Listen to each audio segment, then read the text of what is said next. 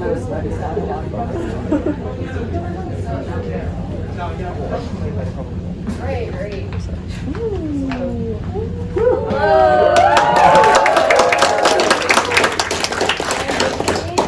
My name is AG. We're two of the workshop coordinators for Songline Slam. Tonight, Britt will give you an introduction to slam poetry, but before that, some preliminary manners. One is just please wear your mask over your nose during this nice COVID spike. We want everybody to stay safe during our performance. And number two is content warning. So if you look at our programs, then you'll see content warnings under each of our poems if there's anything relevant to keep in mind. Feel free to be scanning the program throughout the show. If you see something that you don't want to sit through, that's totally okay. Just leave. All of our poems around 3 to 5 minutes so you can time yourself and then come back in when you're ready to come back in. Does that make sense? Cool. Yeah, so how many people have been to a slam poetry show before? Okay, that's a pretty solid group. So for those who are newer to it, a big part of slam poetry is audience interaction. So can I introduce you now? Woo! Yeah. You can stop if you like something. Can I hear you say, Yeah, you can do that if it really resonates. Then between poems, you can clap, you can shout, you can really engage with the performer. The louder you are, the happier we are. So yes. Yeah, and so I think with that, Without further ado, yeah, ready to start. Thanks so much for coming out to POV.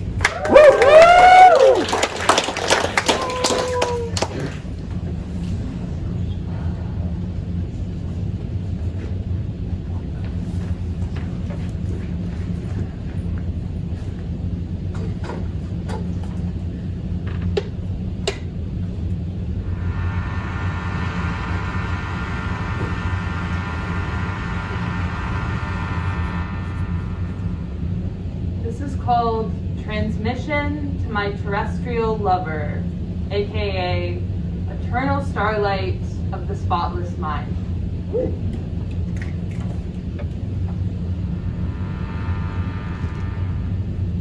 Hello, my love. So, it's been a while, and I know I'm not on your mind, but you've never left mine, and shit. That sucks. Wait. Let me start over.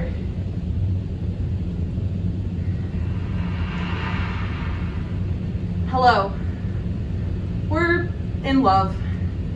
You've just forgotten, so let me refresh your memory. The first time I saw you, I noticed your forehead,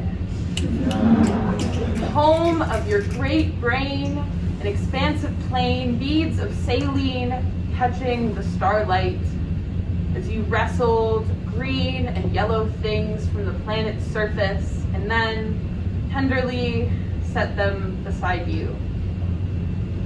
The little things, smaller than trees and clearly useless, should have been dead in seconds, and yet you cradled them in your hands like they were life itself.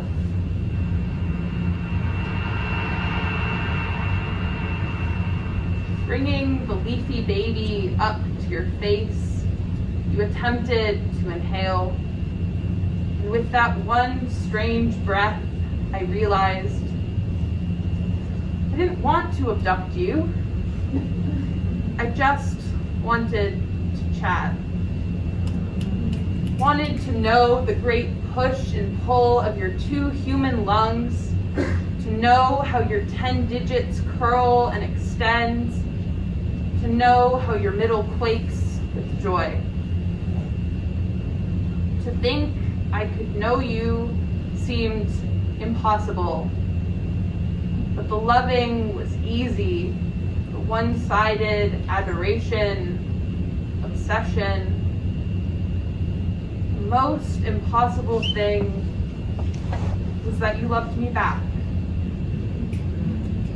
Listen, I know I'm rambling here, but I need you to know that while it may seem far off, what with the government-ordered mind erasure and the million of life years of distance, it's important to me that you know that you love me. You just forgot. And when I found out, well, I need you to know how it hurt, how my arm joints became stiff, how my skin began to itch, how my cardiovascular pump broke in two. I watched that one Jim Carrey movie like 14 times, trying to figure out why anyone would choose to forget, and then realizing each time how they choose to try again, choose to defy memory and its absence. Anyway, this is all to say I'm choosing to try again, hoping my message reaches you. When you get this, send one back.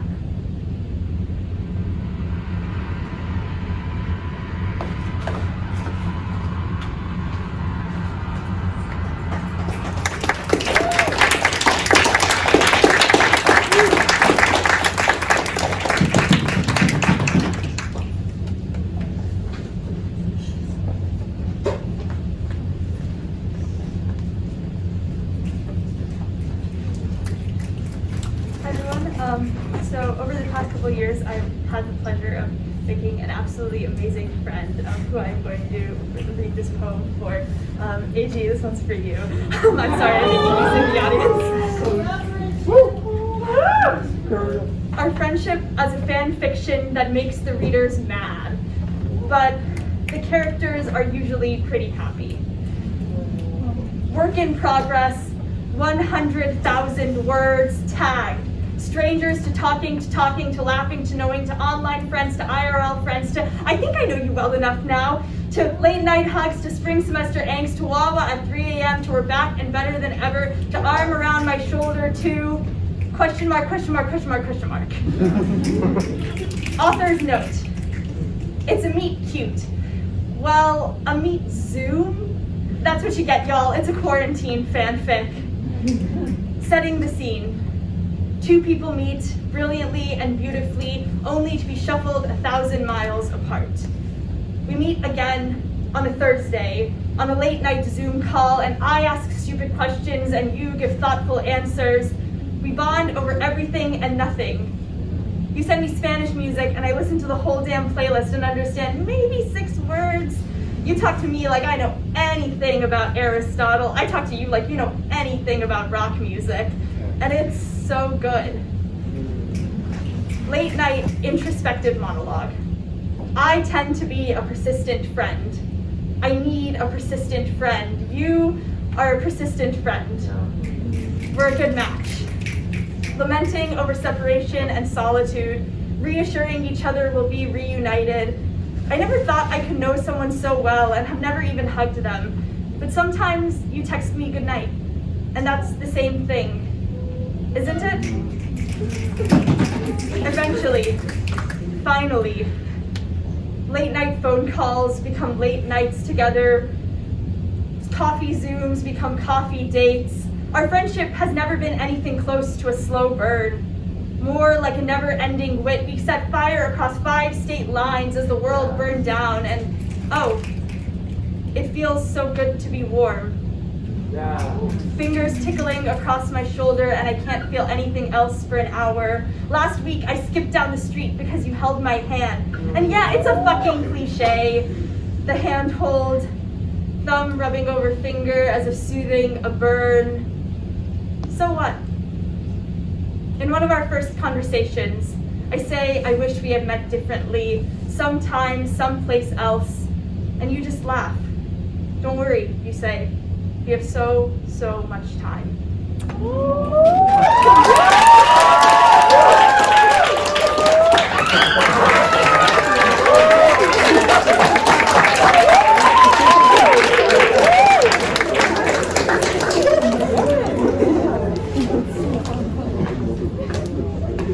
Hey everybody.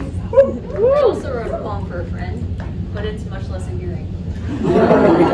And I guess for further context, my mom was telling me about this TV show one time where this white girl was like, oh my god, no, I don't want to get back in the dating pool. It probably coffee has pee in it. And that was a major understatement. It's like putting on your waders and slogging through sewage swamp.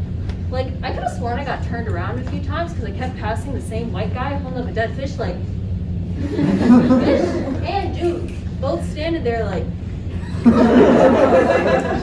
then, like, there was this one white guy who went to Rutgers and messaged me like, yeah, it's the State University of New Jersey. But then cursed me out because I stopped replying after like 2 days of him sending me Supreme Court facts. But like, I don't know, like maybe I don't want to think about Clarence Thomas in my free time or ever. And there were like so many military white dudes. Like, nah, I'm not foreign soil for you to colonize and move along. And then there was this one white guy who was like, you know, kind of like gem deficient looking. Like, the military guys are the enforcers of a violent neoliberal global surveillance empire, but they're also rich, so it sets them apart. But anyway, this weirdo, I accidentally swiped right. Yeah, I was being shallow. It's like the fucking window shopping of dating. Everybody's being shallow, objectifying everybody. But let me finish the story. He messages me like,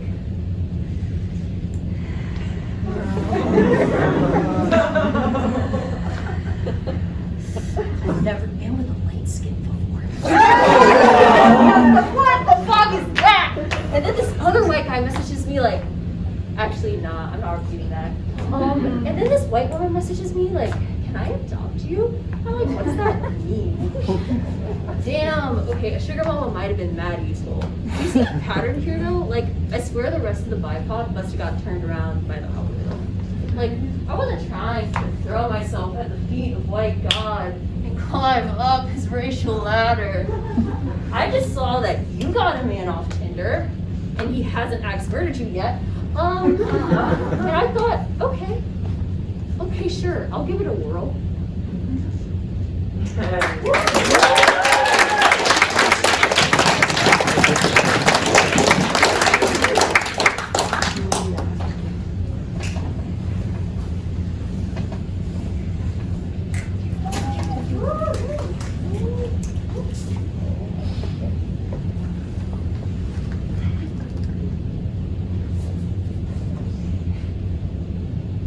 I'm going to tell you a story about a pretty little desk boy.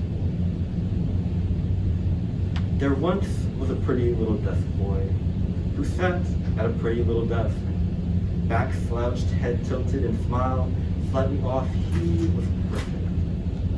As perfect as a pretty little desk boy could be. Perfectly pretty for a pretty perfect boy. Pretty little desk boy never asked for attention. His pretty eyes were pretty wanting, but not wanting enough to receive. Pretty little desk boy was always smiling. His pretty little teeth so bright and shining, not a chip or gap in sight, so tight you couldn't fit a word in edgewise. Pretty little desk boy didn't like words. Words aren't so perfectly pretty, and sometimes weren't so little, but boy, are they distracting. From his pretty, I mean. Pretty little desk boy never left his pretty little desk. That's where pretty little desk boy looked his best. From bust to brow, pretty little desk boy was everything. But beware, this pretty little desk boy gets bored pretty fast. If you're not careful, pretty little desk boy will find a new pretty boy at his desk in little time. Pretty little desk boy was always pretty. Work, desk, or otherwise was never pretty, no matter how little. The pretty little desk boy never did it. After all, the work of a pretty little desk boy is to be pretty and leave little to the imagination.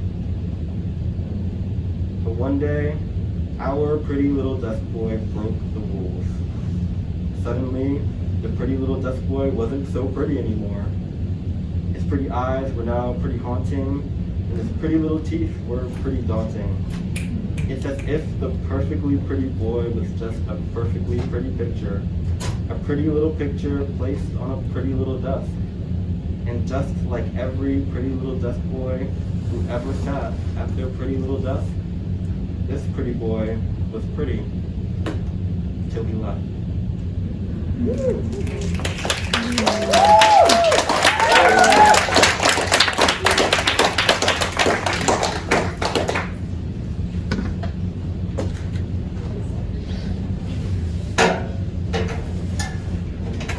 Hi, I'm Ethan. And this is hi everyone.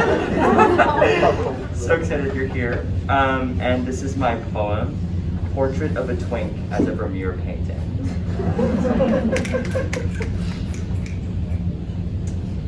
You turn towards the bedside lamp, face crepuscular, bust mysterious as a sonata movement unfinished. The pianist relinquishes his hands before the last cadence. Perhaps we are in a frame. Yes, the window of the apartment. It is night, but someone can still see us with the precision of a Vermeer painting. We are in the second floor of his studio, where the window opens to Delft, and the light languishes like a sigh only exchanged by lovers, or two strangers who don't know each other. Vermeer was known for the genre painting. Aren't we a genre? Playing the part of the twink, following each other's lead in the play of foreplay. Vermeer uses lapis lazuli in the most unexpected places. A tint in the veil of a laughing girl, a corner in the map of West Frisia. What glimmers in you is not as rare as the delicate blue mined from Afghanistan associated with the Virgin, but the nail polish bought from CVS, a livid concoction of colors you only find in the vomit I clean up on your t-shirt, or in the intersection of strobe lights in the clubs you frequent. In another of his paintings, a mistress drops her pen as a maid hands over a letter. Behind the two is a dark background. Through infrared reflectography, experts learned that Vermeer painted a phantom black over four disposable figures.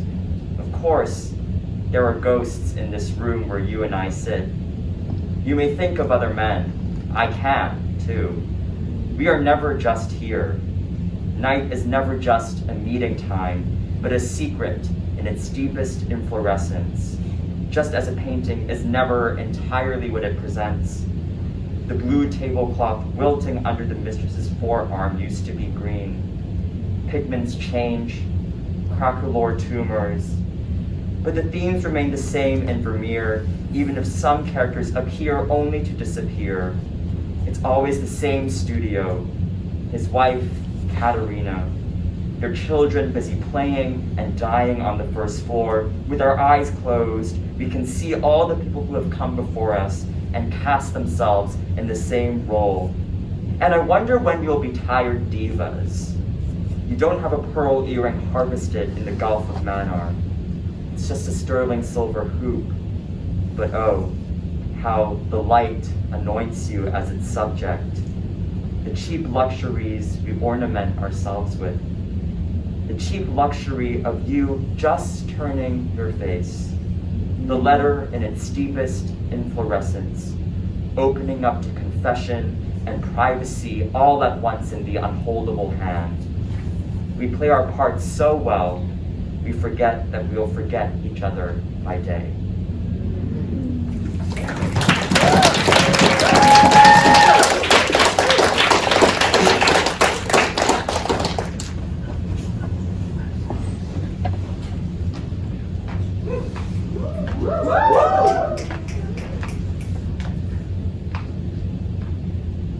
Introducing our keynote speaker, Loki is the god, goddess, deity of deception, pure fuckery, both sensuous and celestial, crafty and cunning. Turns out she needed a lot more than 3 letters to contain God, to spell her, to define him. Loki is fierce a la frost giant, a forest rainbowed after a storm, branches torn askew and asunder, but trees still stand.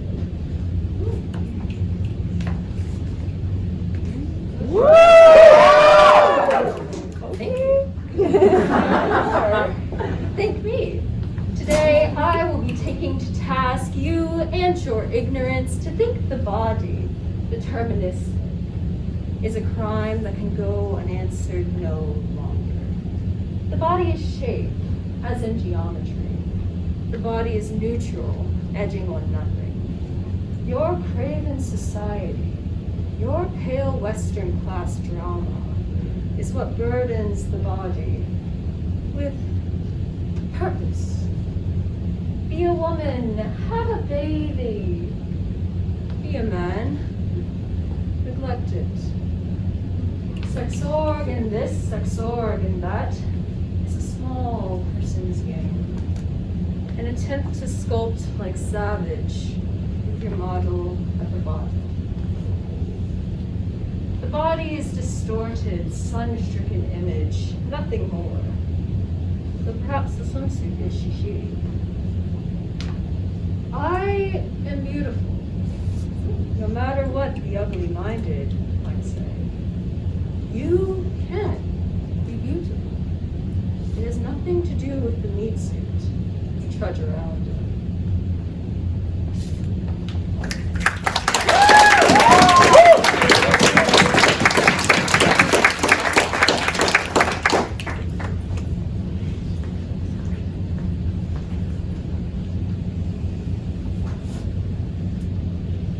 Someone lived here. I see her tiptoe on the kitchen tile, unsteady on the grout. Her laughter froths up through gapped teeth. The house is beiged in smoke, and the memories stumble out like a CD gasping over scratches. I imagine refurbishing my brain. Tearing at the floorboards, jackhammering skull and synapse. I'll take it down to the guts.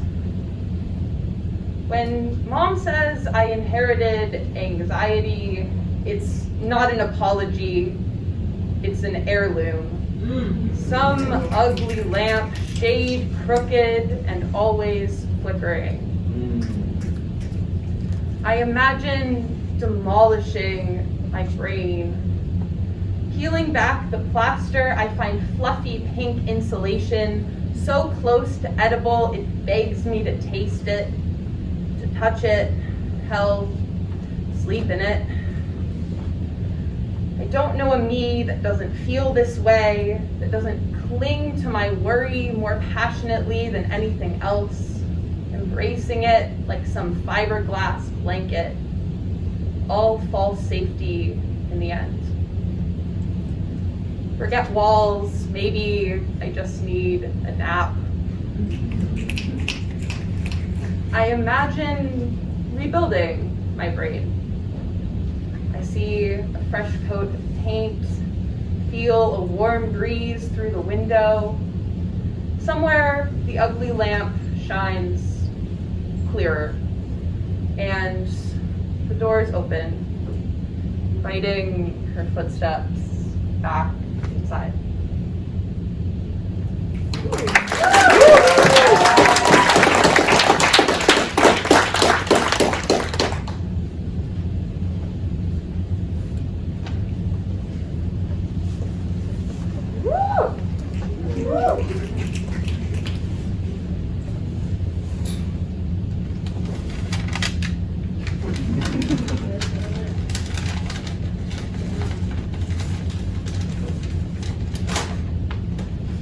Here's 19 things you should know before talking to me.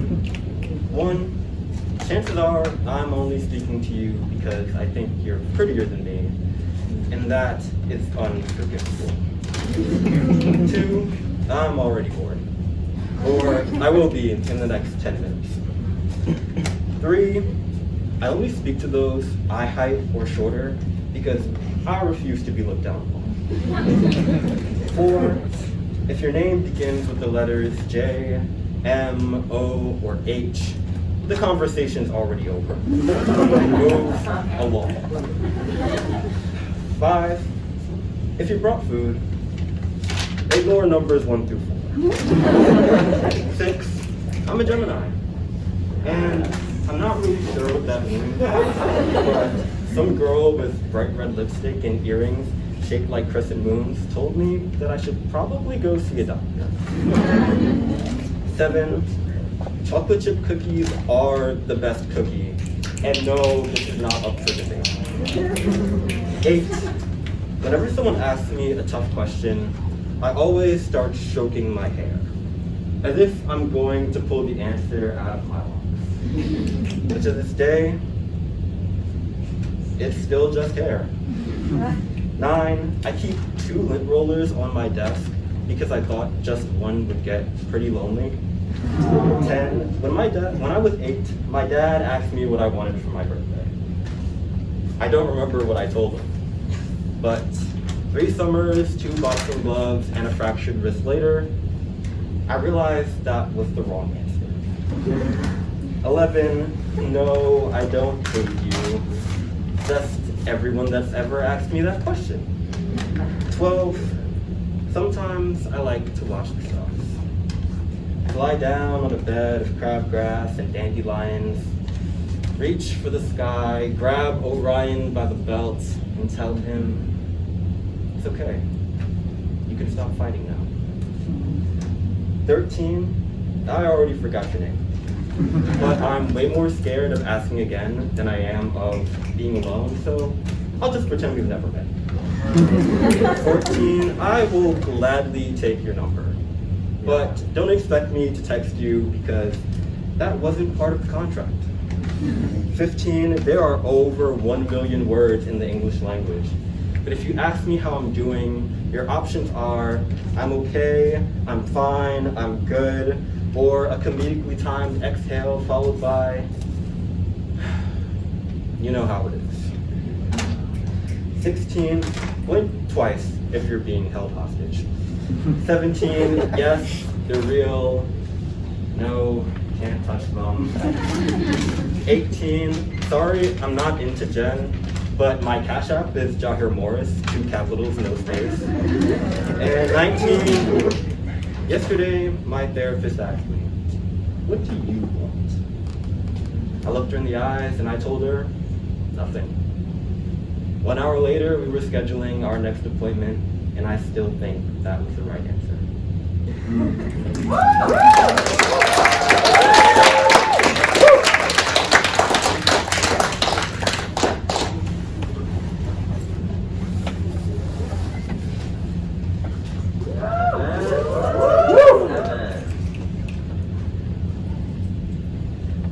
For my grandmother.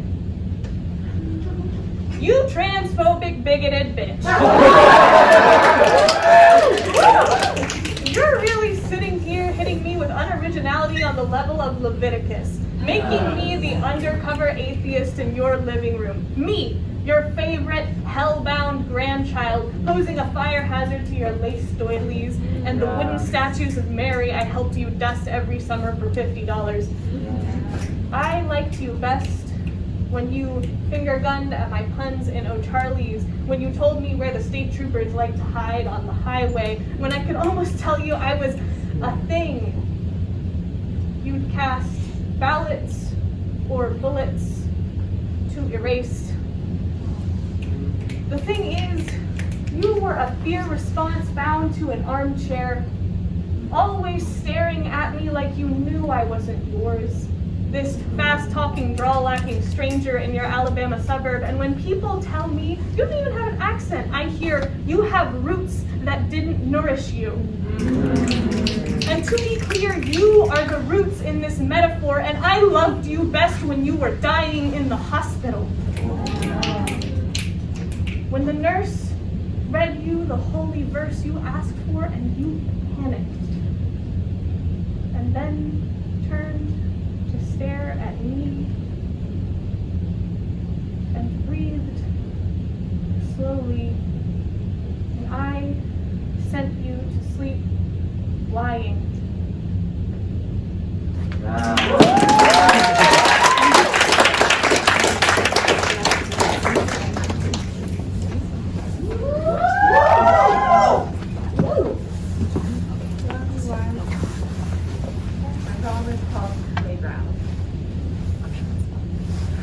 Mom won't let me stay in the playground, and that is a grave injustice. I told her to come back for me.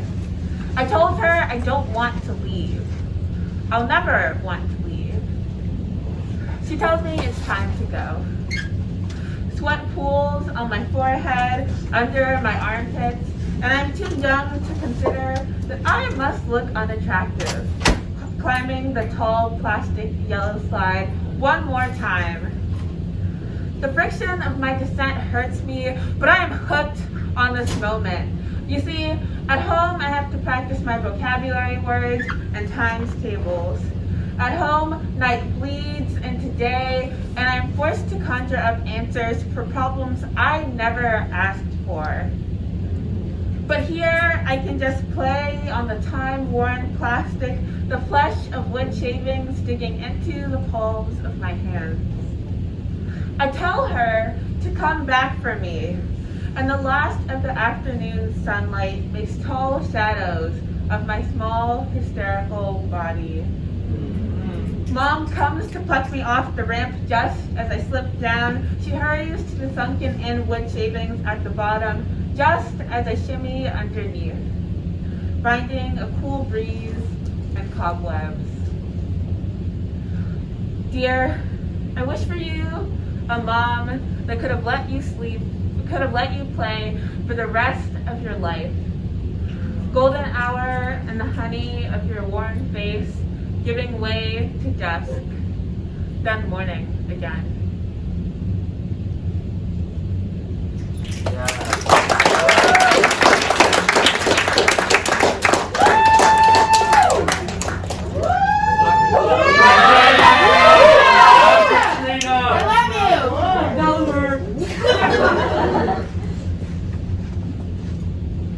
I am immortal. Yes, you heard me right. I am an immortal. Nothing can touch me. I am invincible. My armor is fashioned with spikes. My sword gets sharpened every morning. In each battle I fight, I win. I have lived 10,000 of your lives, fought 100 of your wars. You've got nothing on me, baby. I am the weapon. I am the battle. I am the victory. I am everything and nothing. I am transcendent. I am incendiary. The thing about living 10,000 lives, fighting 100 wars, doing this forever, is that one day you don't want to anymore, and brick by crumbling brick, the world you built comes crashing down right above you. The thing is, you start breathing air and start breathing lies. Every time you speak, a new false promise dances across your lips, waiting to be expelled into the void. You are breathless.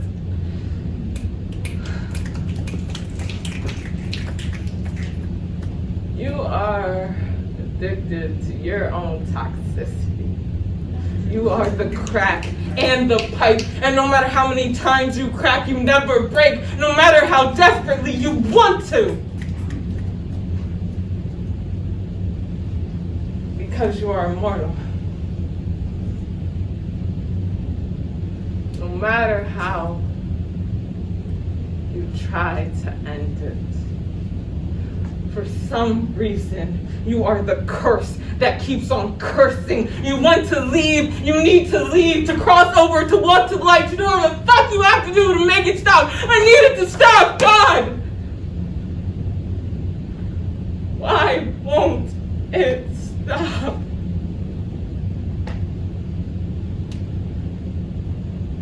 You're shouting into nothingness. Your cries will never be heard, darling. Because the thing about immortality Once you make that deal with the devil, nothing can save you. No one would want to. Yes!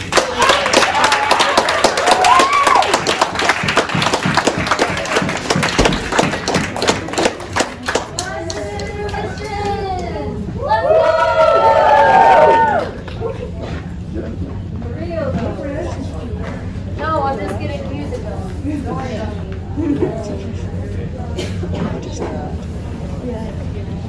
Hey y'all, if you've been standing and you don't have a seat, there are open seats on this side. Thank you.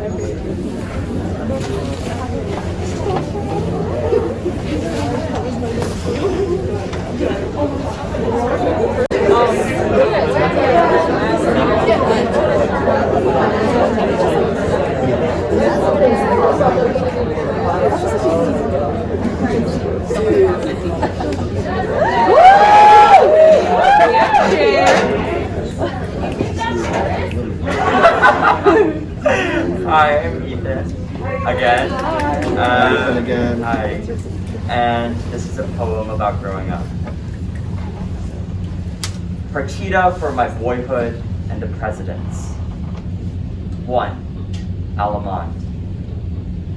The first summer of Obama's presidency, I went to Disney World. I cried when I couldn't see Hannah Montana. And when my dad seized my bedazzled microphone and threw it at the hotel wall. My mom went broke. I hid in the closet with a glow-in-the-dark Rubik's Cube. On the TV, Michael Phelps broke another record. I quit swimming 8 years later and surveying my parents like a lifeguard. Whenever they fought, I hid in the other room and practiced piano like a sweet boy who didn't dream of dirty deeds, who changed his underwear every morning before the school bus came. 2. Courant. In the fall Trump was elected, I was barely strong enough to carry my suitcase up to the 4th floor dorm room, let alone strike a conversation with a 6-foot-tall white guy from upstate New York who donned a Patriots jersey every day.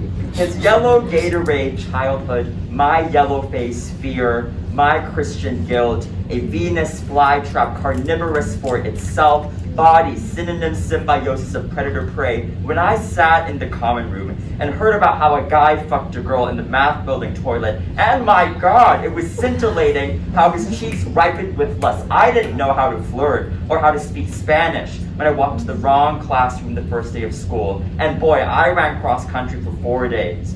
And I wasn't going to be last because I needed to prove I could be a man in this country. I will survive its tripwire headlines, witch hunt myths, and it wasn't until I met my theater teacher for the first time and I performed a lousy tap dance number from Chicago that she assured me I could finally stop running. 3. Saravan. In the first winter of masquerades, I decided to get drunk on White Claws. Afterwards, I hurled myself into the shower, flaunted like a drag queen, or like Isabel Adjani in Possession, that infamous subway scene. Those days, I felt unworthy of anyone's love. Things I bought: sourdough, soup, chocolate cake.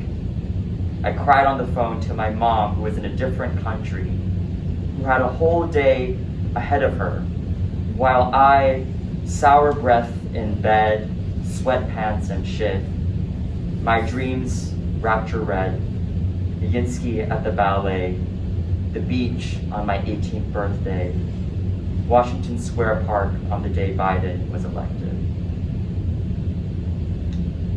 4. Hasakawiya.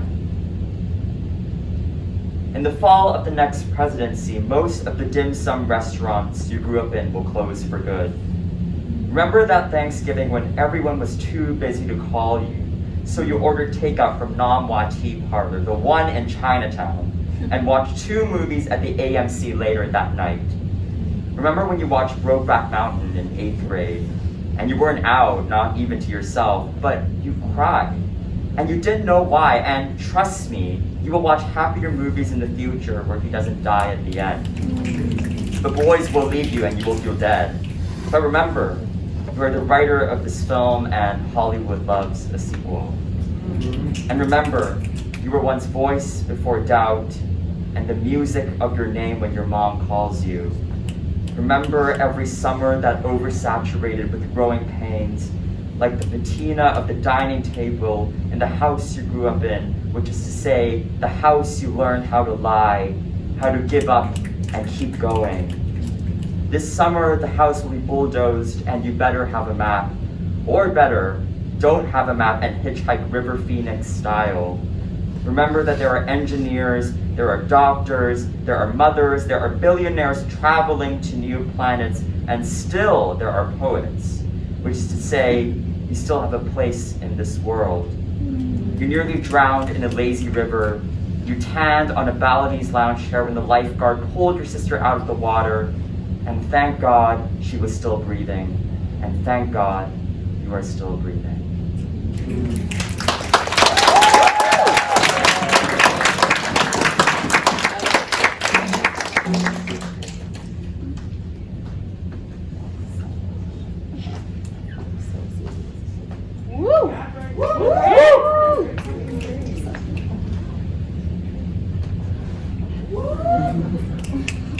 You cannot sell what was never yours. The realtor, blonde, chatty, chip-toothed woman will see the blood dripping from the hedges. There were leaves, double-coated and hydrophobic, shine. If she cannot see, she will feel. We will blow through her like Maria, but she only chuckles and says, "My, it's a little drafty in here."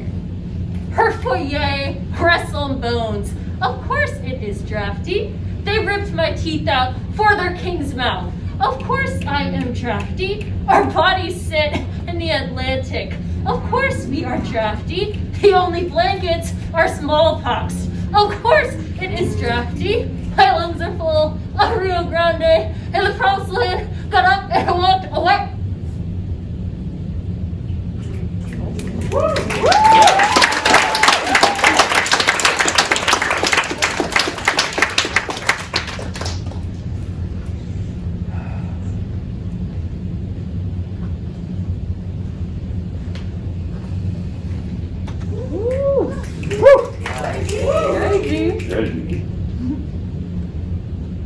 I leave the room he entered, and an hour later, half still shook or shaking. I'm so scared of men, the way I can lose control of my own hands without warning. Once, violence was juiced from my body and called sweat. Pleasure, the bucking of my quivering pelvis. Once I prayed for strength, and the Lord said, "May your antlers make you the prettiest trophy to mount above that." I shaved my defenses like hair. The day you were diagnosed of a heart of my doing, the hurt in knowing you're just meat like mine, but all the time, down the way, I let your body absolve you of guilt, while my own undefended, our pastor called sin. Still, I can't forgive myself for begging you to hold a gun to the head of my hunters only days before I discovered the hospital bill on Dad's bedside. Critical bicuspid valve caused my need for attention, especially when connected to somebody else's body. Is this why you never stood up for me? Just palmed your Bible in silence and punched the wall to our childhood bedroom when I crawled into you, crying. Jesus, my daddy issues were all this pediatric sacrifice. The way my pain was called child's play. And you just watched the car swap me to the roadside. The barest moment airborne. And I'd never blame you. Just shiver. Pose outstretched. As if I was praying. Or praying from prayer.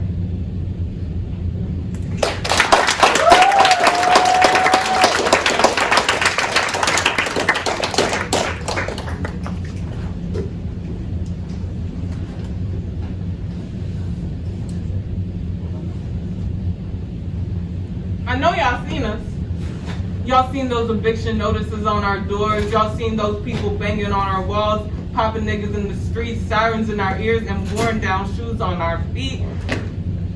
They thought we were smart. That we were smarter. That those A's meant we had to be great.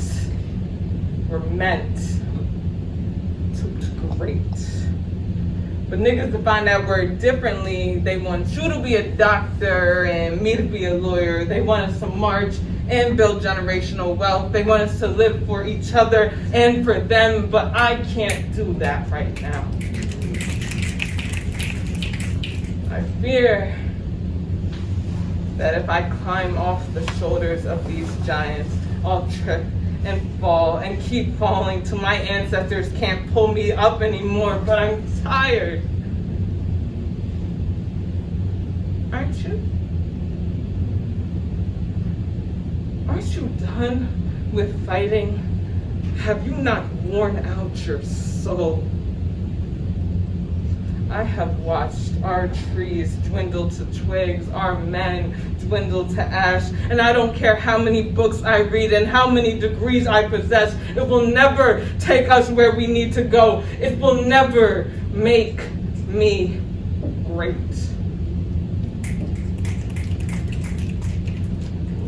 At least, not in the way that lets me take care of you, Mama. Same way you did for me.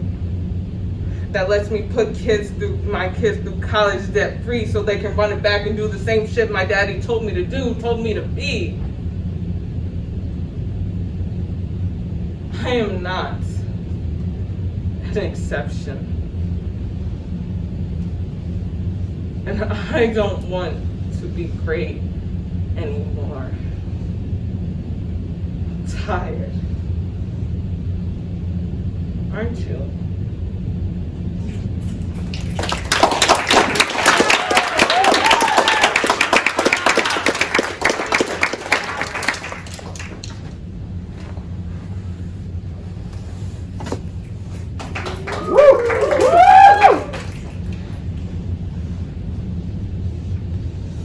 For my older brother, one.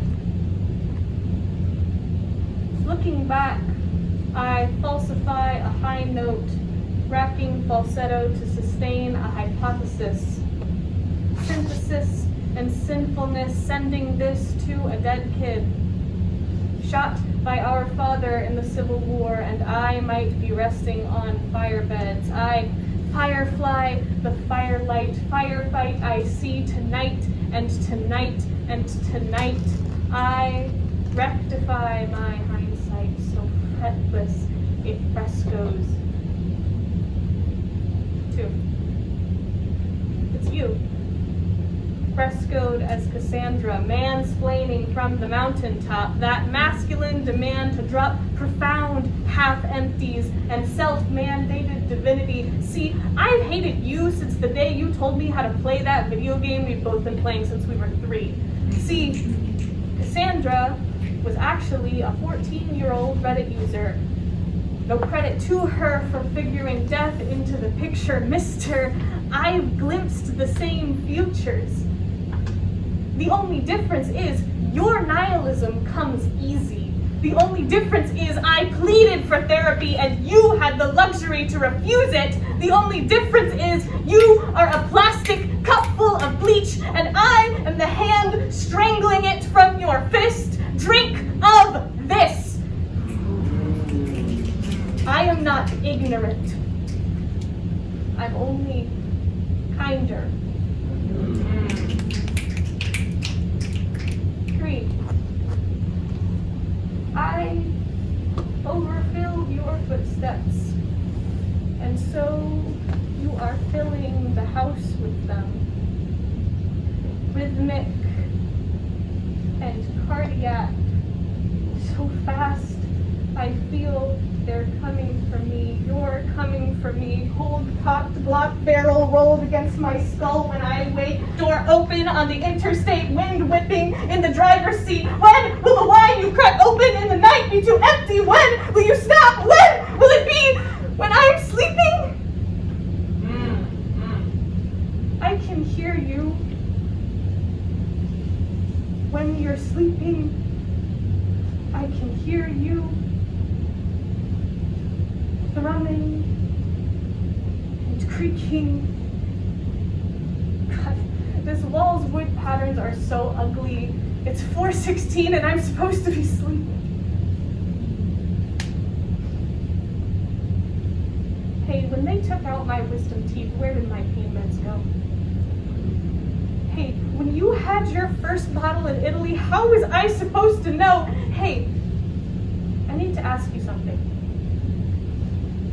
Do you remember when it was storming and I was hiding in those butterfly blankets from the thunder? And you came under and told me it's okay. It's just God bowling.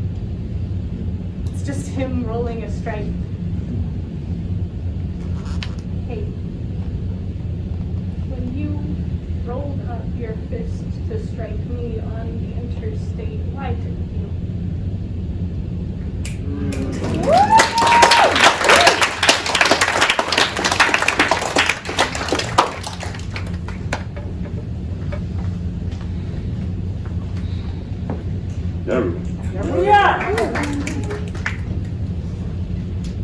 Mother, who are you mourning? You weep over the photo of a girl shot and killed in your homeland on the news. I don't. I know how that sounds. You tell me how that sounds. I'm apathetic. I'm emotionless. I've changed. Well then, if I'm apathetic, what else can I call you? Crying over someone else's daughter. Meanwhile, I sit across from you. Bombs bursting in my head. Knife in my back. You gave me razor words to cut my wrists.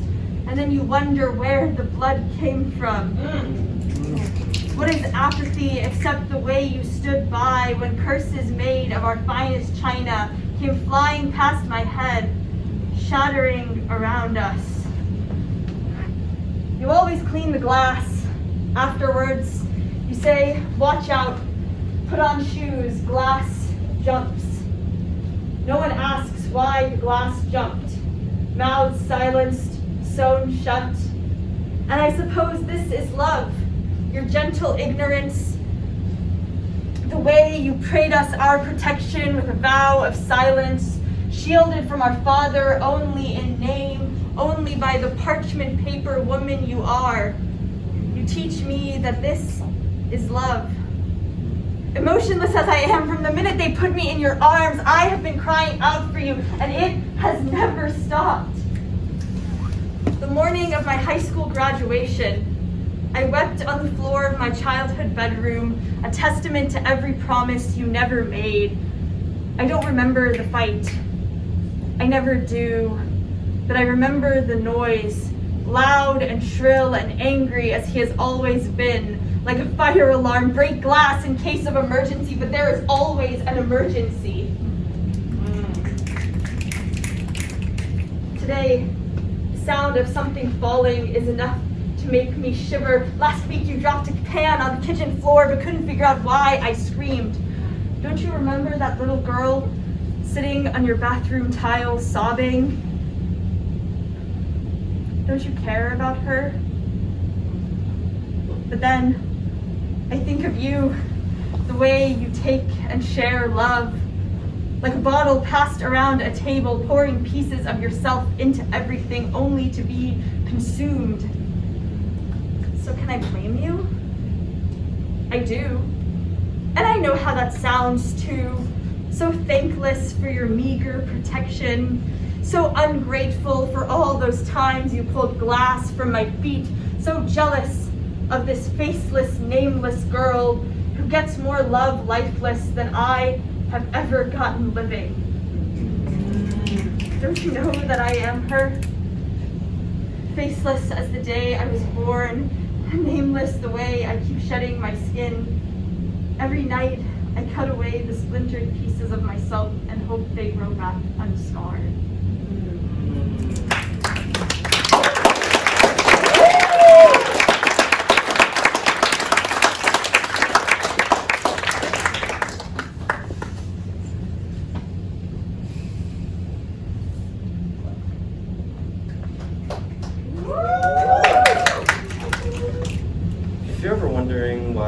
people that look like me are still being murdered in front of their homes, in our hands, and why people that love like me are still waking up in hospital beds with bandages wrapped around their arms.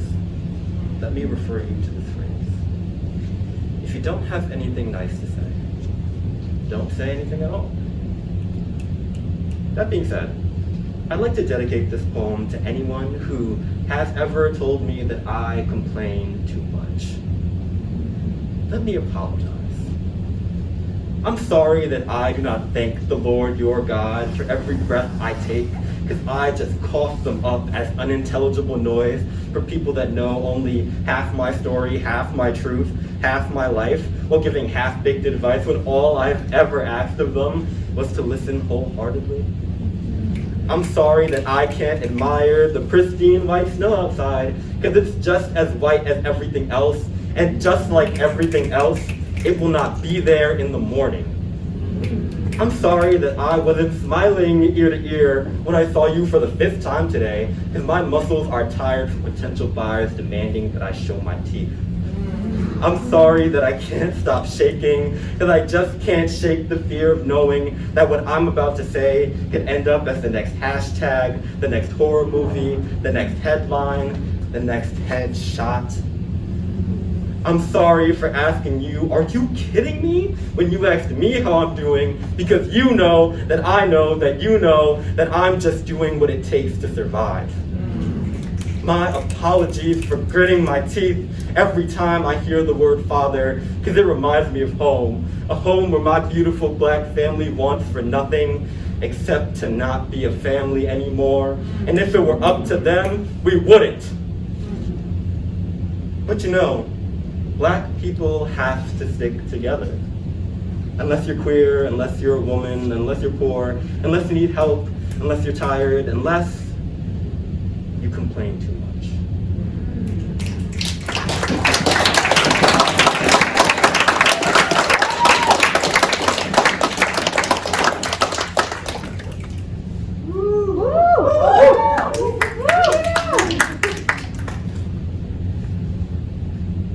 When I was born, they told me that I was unbreakable. I, black woman, unsinkable vessel of life.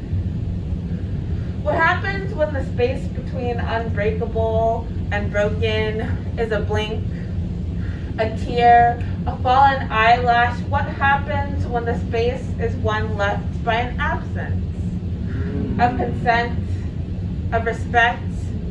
What happens when the space is the difference between my sanity and his pleasure? What does it mean to be broken? What does it mean to be a woman? Why do men want to break me? And what happens when they stop enjoying it? Last week, my therapist asked me, what does a good death look like for you? I asked him what type of death I might look best dressed in, what might suit me better. Each day I try on a new type and hiss at the aliveness reflected back to me in the mirror. Allow me to put this another way. There is a ship somewhere, capsizing, and it's the most bewitching thing you've ever seen. Salt water pooling between oak planks, mast bending, gone, waves waltzing to each clap of thunder. So much blue you can't see above it or beyond it, like something from your dreams. Or my nightmares. Here, shipwreck functions as an apolitical word, unconcerned with who wrecked the ship or why. We get nothing about where the ship was headed that night.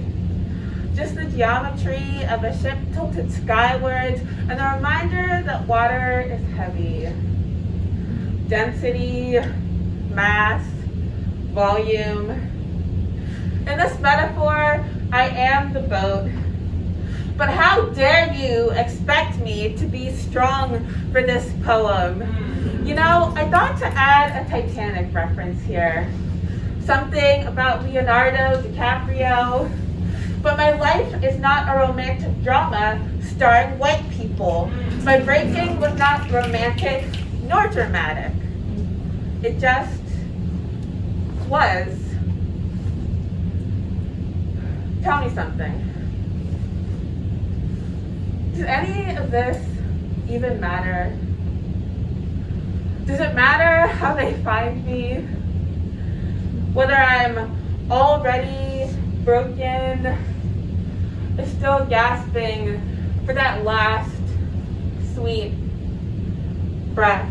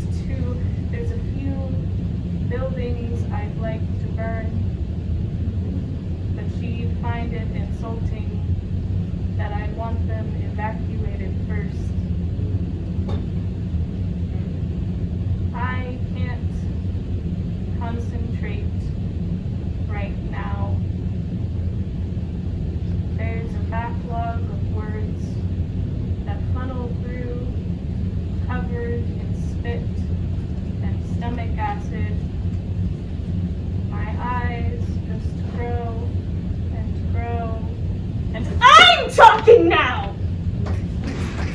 I've got a chance to demand the universe treat me like a goddamn human being! 20 years old and struggling between 14 half-sewn tombstones, homegrown recipe for an infancy taken from the burner too early. Look at me! Funnel face! Tracing sticks in the backyard dirt and herding cats into corners to catch them.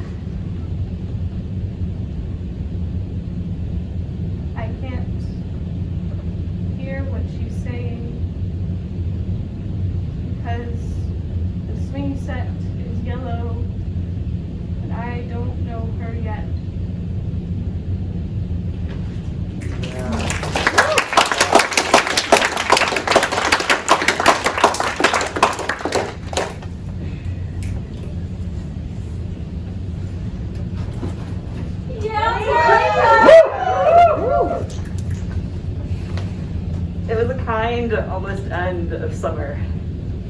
A mouse crawled into my backpack and died. The Philly attic where I stayed was infested with mice, and my hippie host, out of love, could not kill them. I thought neither could I. I did not feel the mouse death until 2 days later when its body went real sour, though tell you the truth, 2 days prior, I suspected it. From the night when I heard the mice really hard at the Tostitos bag I left on the prayer mat by my black backpack. It was open at the foot of my bed, taking up almost the whole room. I squeezed my eyes tight, closed my pillow over my ears, and told myself there was nothing in the morning. When I pushed my books in the desk sack, like a dentist searching for cavities, they stuck.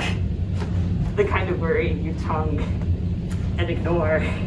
Even after my friend's dog wagged its tail howling, I pretended he just wanted my chips and sprayed perfume like a sealant.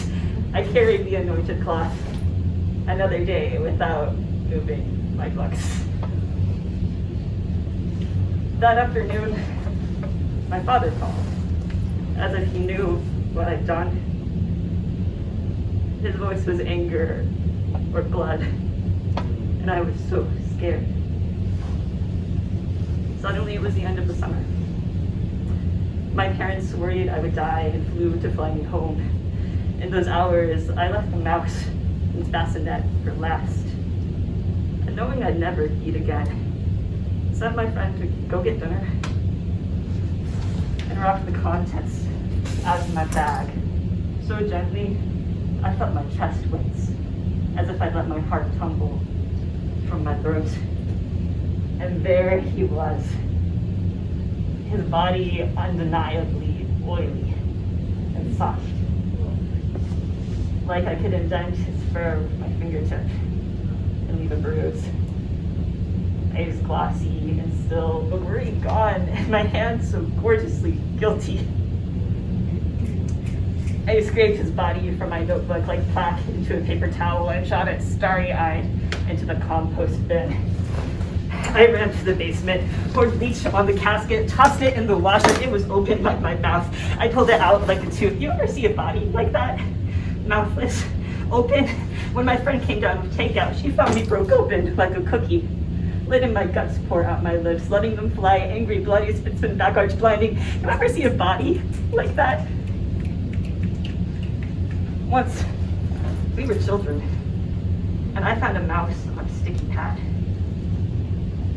Our dad was distraught at our sadness and poured Dawn dish soap on its death trap, took the creature outside and dabbed warm water on its paws, hoping it would scramble when it's all alive. It just stayed there. You just stayed there. We just stood there. It was a sudden end of summer. I was screaming, "It's my fault! It's my fault! It's my fault! It's my fault!"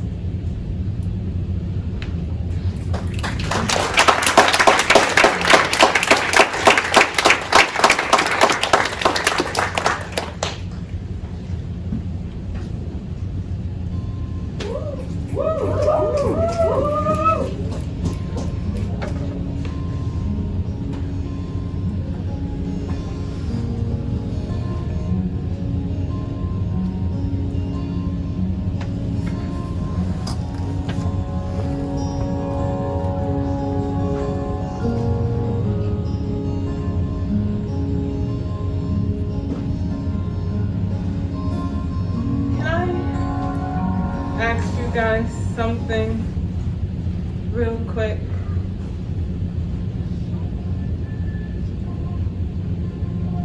Have you guys ever felt like this before? Let me explain. Now, I don't know if this is a me thing, or a girl thing, or a black thing, or a new thing, or an old thing, or just a normal thing. I don't know, but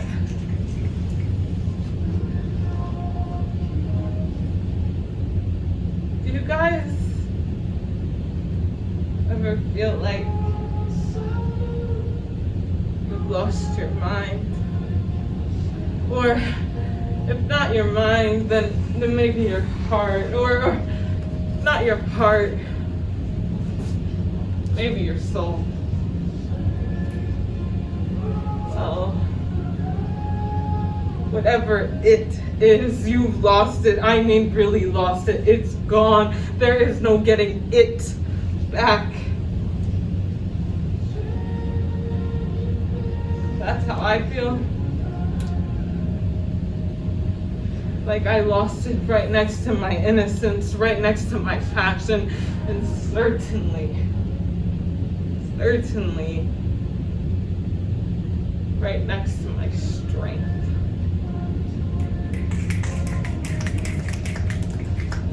Most direly next to my will to go on. All of it.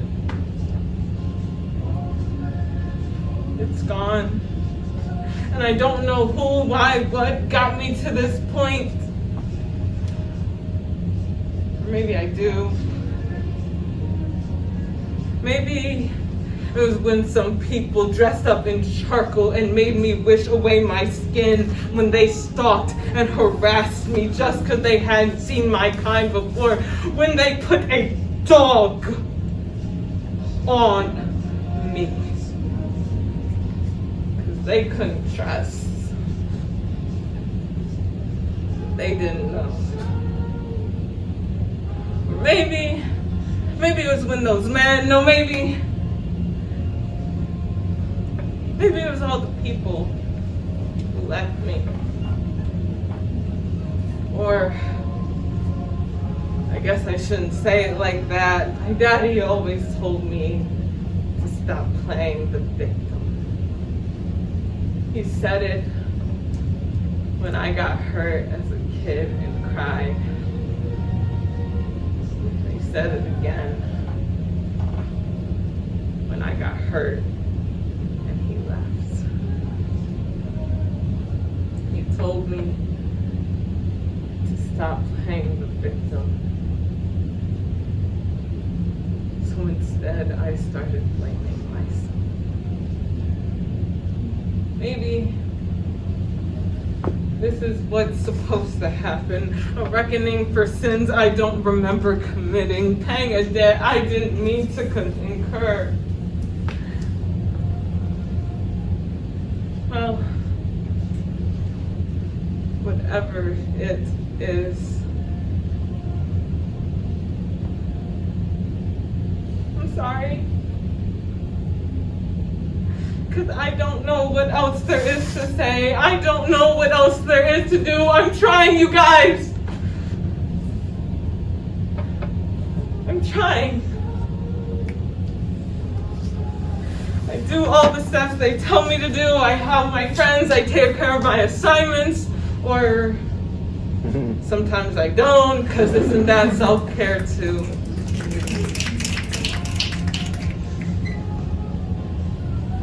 None of that matters when I keep getting hurt. And nothing gets better when I am the same person I was 2 years ago. Maybe I'm worse than her, hurt more than she did. A lot more. So once again, God, I'm sorry for whatever I did. I promise I won't do it again.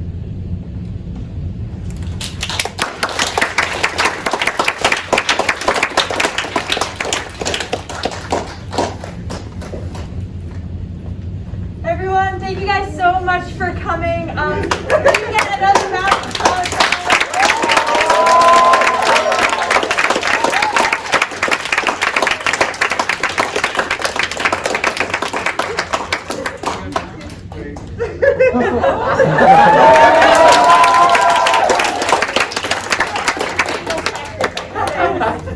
Thank you guys so much for coming. This is our last showing of this show, but don't worry, we will have another show this semester sometime later, probably March or early April. So check your calendars for that. But until then, thank you guys so much for coming. We appreciate this so much. You can find us at Songline Slam on Instagram, on Twitter, and sometimes on Facebook. So yeah, thanks guys.